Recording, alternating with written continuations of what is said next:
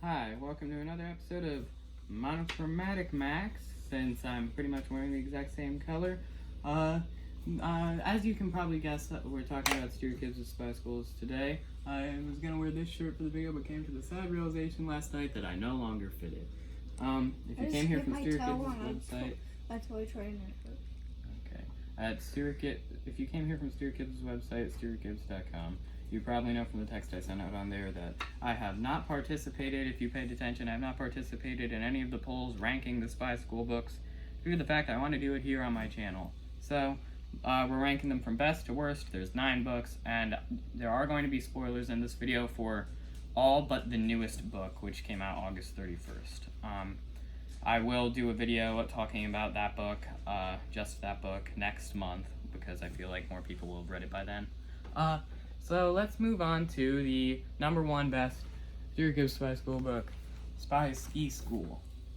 Man, I can't believe this is 5 years old. I remember I have the exclusive edition. I got this when it came out. 5 years. You read this one, right? Yeah, I think I read this Spy one? School Goes South, but I'm not sure. Okay. Well, this one, I think it's probably my favorite because it's a lot like Goldfinger, and that's my favorite James Bond. Because Murray Hill, who's the one villain, steals the plot of Goldfinger for this book. It's a really good book. It's funny. It's interesting. After this book, Mike, who's Ben's friend, Ben is the main character. If you haven't, you know what? I'm just going to assume, for the sake of time, you know what I'm talking about. So Leo Shang feels like a really threatening villain in this book compared to like Joshua Hall and stuff from the other books. Shang feels a lot more threatening purely because he's not part of this big corporate villain thing. It's just him. And I don't know, for some reason I really like that, and I think it was an interesting idea. I have the exclusive editions of every book since this one, so that's like, what, 5 books? Yeah, 5 other exclusive editions.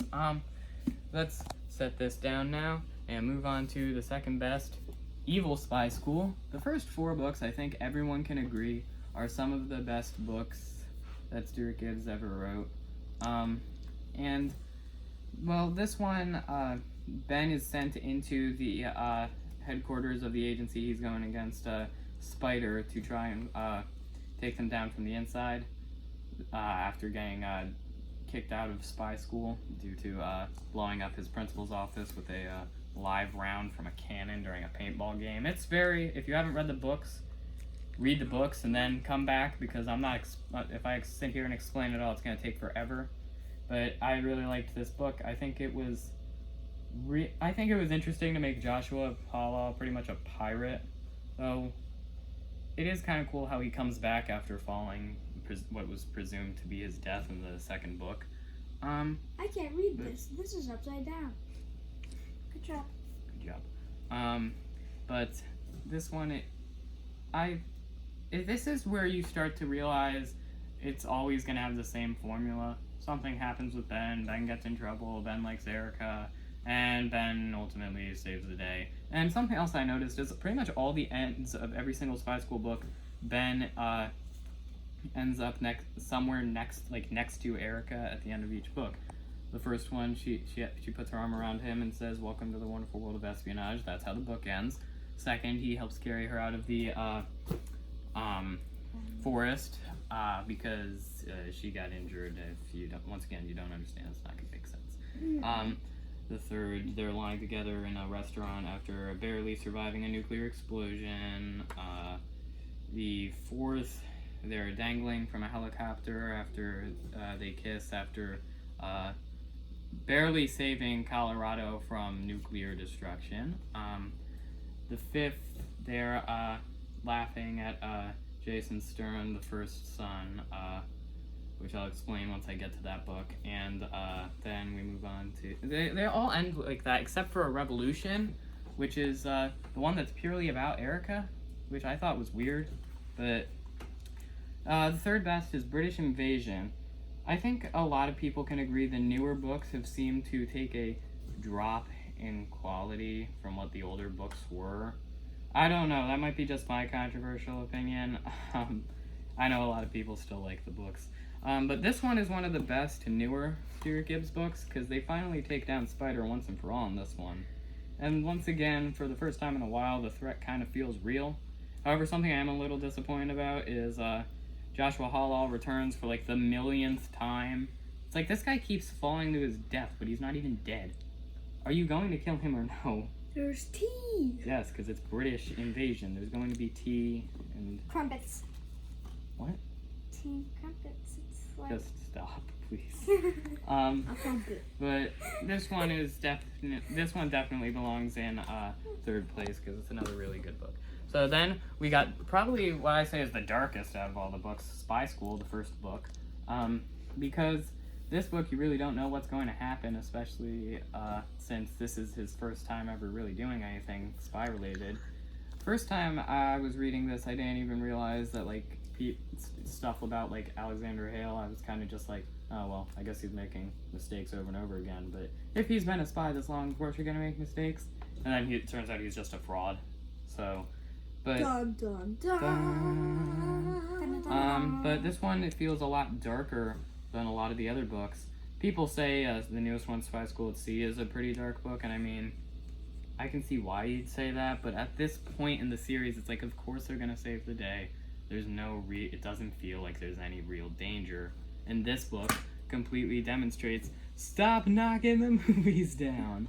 The danger that was once there, and was there even in the second and third books.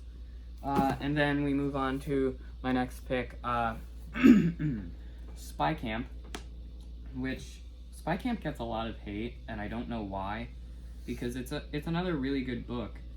I can understand it's a step down from Spy School, but something else I've noticed is Stuart Gibbs usually makes really good first books, really mediocre second books, and great third and fourth books. Like if you look at like Moonbase Alpha or something, you'll see that the second book, Spaced Out, is definitely a drop in quality between Space Case and Waste of Space. So that just seems to be what happens, except with his Last Musketeer series, in which I'd say the second is the best book in that series. But this one, yeah, I know. They don't like to read his books for some reason. I've read all of the Space Case books. Moonbase Alpha. Yeah. It's called Moonbase Alpha. How dare you call yourself a fan? I've read it. But you called it the wrong name. But so this one introduces Cyrus and and Joshua Hallall, who until this point we thought was dead. Murray Hill comes back. Murray's always been my favorite character. I actually dressed up as Murray Hill for Halloween one year. Oh, you did. I was him when he was incarcerated. It didn't matter which book because he's incarcerated at the end of like every book. So incarcerated. I don't know. I'm bad at English. Okay. Everyone. Deal with it. Yo, I will explain my reasons. I will explain my reasons for this one next month, like I've said, because I don't want to spoil the book. The ending of this book is one of the best endings to a spy school book, though it's also really confusing, and like I said, I'll explain it next month.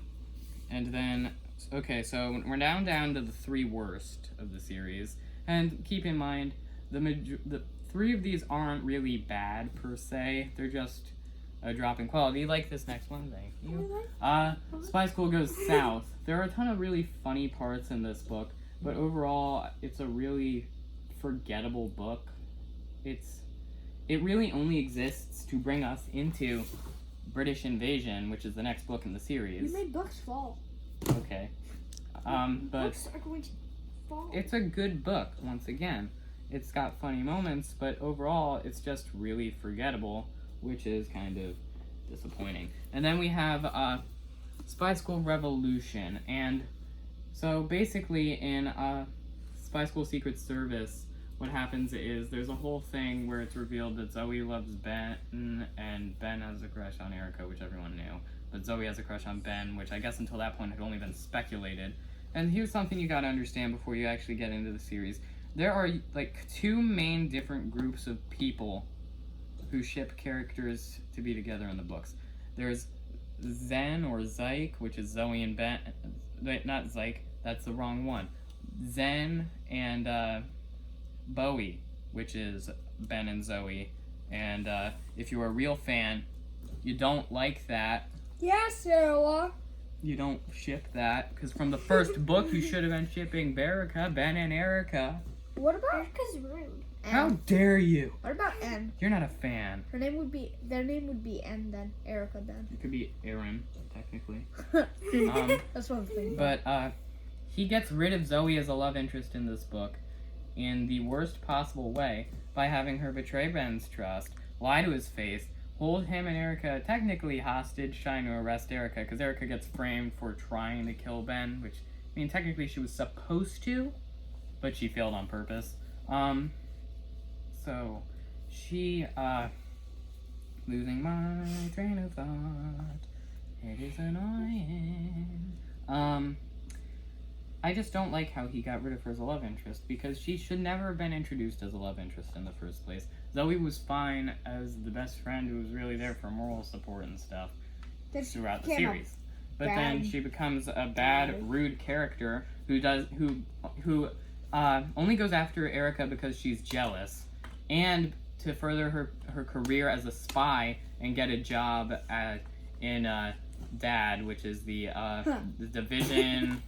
I can't remember the next, but it's a division of the CIA to hunt down moles in the CIA.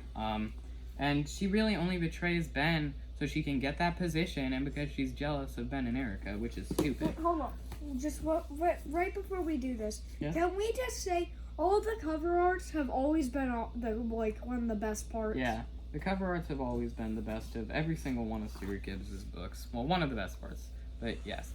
Thank you. And now on to the very worst spy school. I know this is a controversial opinion, but when this book came out, it was the most hyped about spy school book release. Because, here, the basic synopsis here is that, he has to infiltrate the White House posing as a friend of the president's son, even though the president's son's a jerk. That's Jason Stern that I mentioned before. And then locate the enemy operative who's trying to assassinate the president and thwart Spider's plans again. Then be on the alert for double crossers or triple crossers, because the Spider agents are extremely devious. And it's the most dangerous yet. And for the first time, Ben is officially alone. He does not have Erica or anyone in his backup. But the worst part of this book is around I don't know what chapter, but there's a point near the end of the middle of the book, where that doesn't make sense. But where it is revealed that Zoe has a crush on Ben, which officially makes all those Bowie and Zen shippers like, yes, it's finally going to happen. No, it's not. It never will. Also, if it was going to happen, did you read either of these? No, you didn't. Because that book came out before then. I've had conversations with people who support Zoe and Ben getting together on Stuart Gibbs' website, and one of the things they said, I gotta be honest here, okay? People who support that have a pretty weak way of saying that, oh, it can still happen, because Ben clearly hates people who lie to him. He hates that Zoe double-crossed him, and at the end of this book, Zoe doesn't believe him for the first time in the series. When he says what the plan is, what the villains are up to, this is the first time she doesn't believe him. She has believed him every other time. She believed him when he said he was a villain in this one, so why did she not believe him this time? What's the difference? Oh, you're blindly throwing books at me now. Yeah, it's fun. Try it sometime. Okay, yeah. I'll throw the movie at you. Stop. It's not a throwing books and movies thing. I'm ranting. And they say, oh, it can still happen, but with all that, and at the end of the book, he clearly says, Zoe apologized, but I know that we're never going to be the same between us again. And you're still sitting there blindly like, it can still happen. No, it's not. Yeah, he wrote Sarah. her out. It's not happening. Well. And every single one of the books after this I can't see it. Has gotten progressively more mediocre. This book really represents where in the spy schools everything goes downhill. Because this book, well, at the time I liked it, and it was a very good, interesting book, and like I said, probably the most hyped about spy school book release. The problem is what it did to the series as a whole. What did Same it with do that as a one. whole? I just Is it a hole explained in it. a donut? That's a bad joke. Stop with the bad jokes. So I am going to be honest with you guys.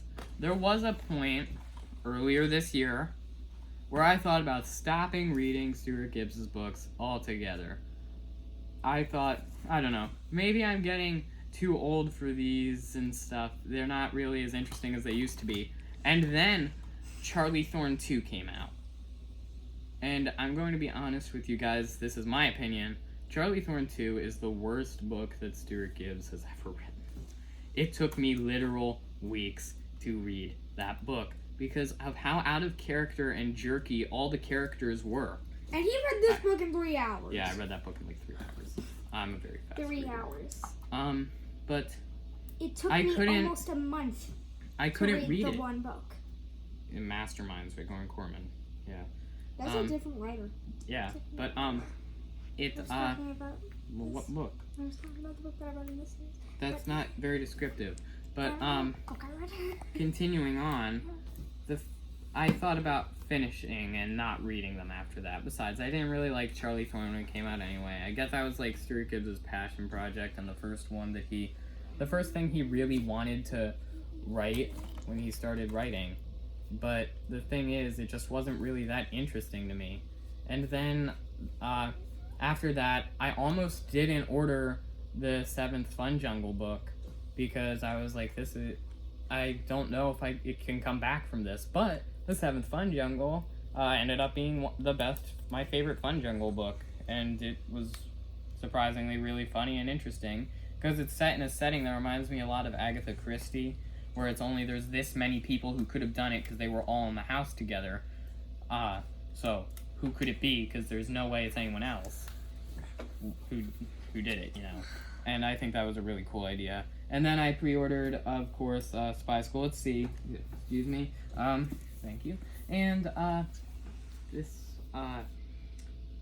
reading it was like, the first couple chapters were like, okay, we're starting to go down the Spy School goes south route. It's not going to be that good. And then we get into, the middle of the book.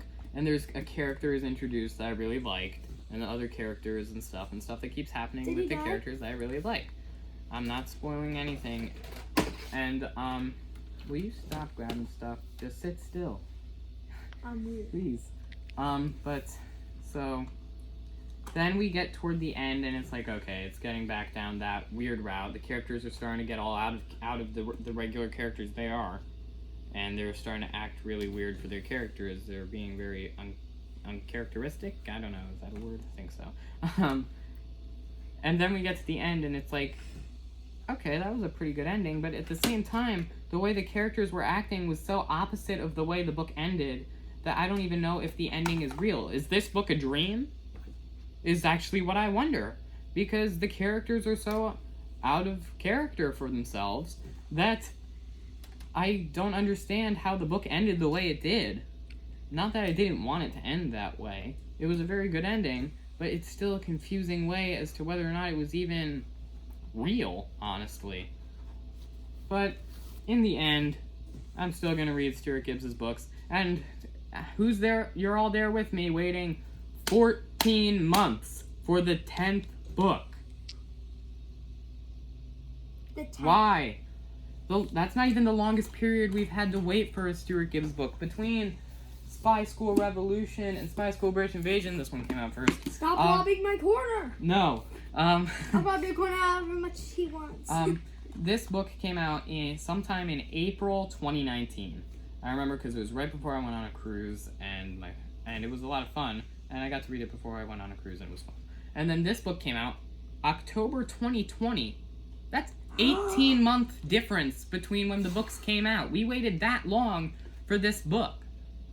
And then we lose Zoe, one of my favorite characters. Wait, so you did like Zoe? Yeah, I didn't want her to be with Ben though. I can like a character and not want them to be with Ben. I think we should start watching it up. Zoe has been one of the best characters in the books, and it's just upsetting to me that she was written out the way she was, and she became such a jerk near the end. And real quick about Spy School Goes South, I just want to say thank you. Where was that one? Thank you. This book gets a lot of hate purely because it touches the subject of climate change. And that's not why I hate the book. I just want to put that out there real quick. I just think the book is boring and pretty forgettable. I like it, though. I'm not saying it's bad. And the majority of Spy School Revolution is good as well. It's just, once again, how did it affect the series as a whole? Okay. Well, Stuart... Oh, yes, we have Anastasia here. And, do you have C-Spot Run? Yeah, it's stuck behind my map. Okay, thank you. Why did you...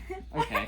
These movies, Stuart Gibbs often advertises that he wrote these movies because he doesn't want to advertise the fact that all the other movies he wrote are rated, like, R. He's not credited for this, so I'm guessing he did not write all that much. It's an okay movie, and the same with this one, which he did write, I think, all by himself. No, someone named Craig Titley or something? Titley? I might be saying that last name wrong. But that's why we have these here. I decided that I want this fall to be like reviewing books mainly and stuff, because I think that'll be a lot of fun, and it's like near the end of the year, so let's talk about the books we read this year. I think that's an interesting idea, and I think we're about done now. Thank you for watching. Please like and subscribe. And real quick, my channel may or may not be starting a Halloween podcast soon, so you might want to check that out. Channel super weird, 10 subs, S Paints, 9 subs. I'll see you guys next time. Bye.